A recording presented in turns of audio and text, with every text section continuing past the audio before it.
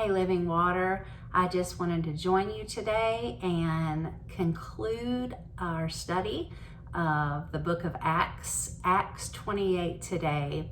I feel like I hesitate in even saying concluding it because so many books of the Bible point back to the book of Acts. Paul's story is not done.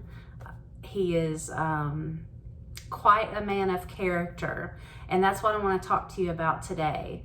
Paul was most powerful with his story and who Jesus was in his story. If you read through chapter 28, it does talk about several situations that he was in, that he was able to perform miracles. There was one situation that he was in Acts 28 where he got to sit with lots of people in Rome and basically teach probably one of the most powerful Bible studies ever, because as he was teaching these people and teaching them about Jesus, he was going all the way from the Old Testament to the New Testament, and he was pointing everybody back to Jesus, and how basically I like to say the Bible is Jesus's love letter to us. And that's what Paul was saying, is all the way from the Old Testament to the New Testament is Jesus. So he was trying to point people to Jesus. And as he was telling people about Jesus, I want you to hear this. They were hearing this coming from Paul and how Jesus had changed Paul's life. Paul was a really, I don't want to call him a bad man, but he did not have good character at one point. His life was to kill people who followed Jesus. He didn't want to be around them. He would kill women. He would kill children. He would kill men. He did not care. That was his job. And then Jesus came to him and totally changed his life. I want us to really think about that, and it is awesome that we can tell people scripture and what different books of the Bible mean to us. And Jesus performed this miracle. I am not taking anything away from that. But I want us to hear many, many times in the Bible how people, when they were speaking of who Jesus was,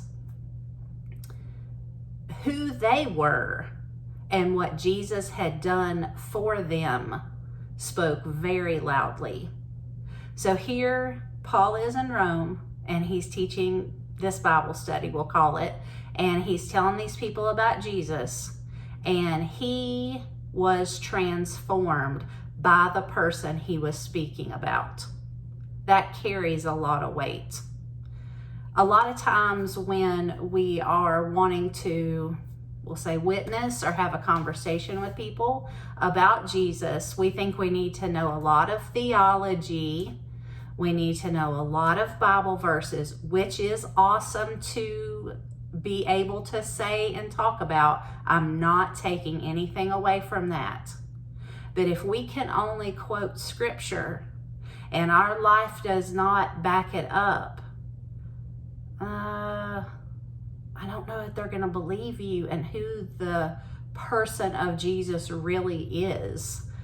I'm not telling you to be perfect. I am so not perfect. That's not what I'm saying. What I'm saying is your biggest testimony of who Jesus is could be your story of what he did for you. Now, some of you may say, well, I don't have the testimony of one day I was like Paul and I was killing people, or I was doing bad things and Jesus turned me around 180 degrees. But guess what? Those of us who don't have a testimony of living a full life for Jesus and being brought up in church envy you guys. We wish we had not went through the hard times. We wish we would have been brought up in church. We wish we could have said, Jesus has totally carried me through some temptation, but I did not give in to it. I'm not going to say that I'm sorry maybe for the things that I did or the things that I went through, because I can honestly tell you that Jesus is very, very real to me because of those things. He saved my life so many times. When I came to know him, really for the first time, hearing about him and his love and his crazy passion for me, I was blown away. And things did change for me very drastically overnight. But you don't have to have a story like that. Your story of what Jesus did for you is a huge testimony of who he is. Okay, let's go back to Paul. Paul was that guy. Paul was that guy. He traveled and he traveled and he traveled. And that's what we see throughout Acts. That's how Acts 28 starts. He's getting off a boat again. And the people are so glad to see him. And it's cold and it's rainy and they start a fire. And here we have one of the Paul famous stories of he gets bit by a snake.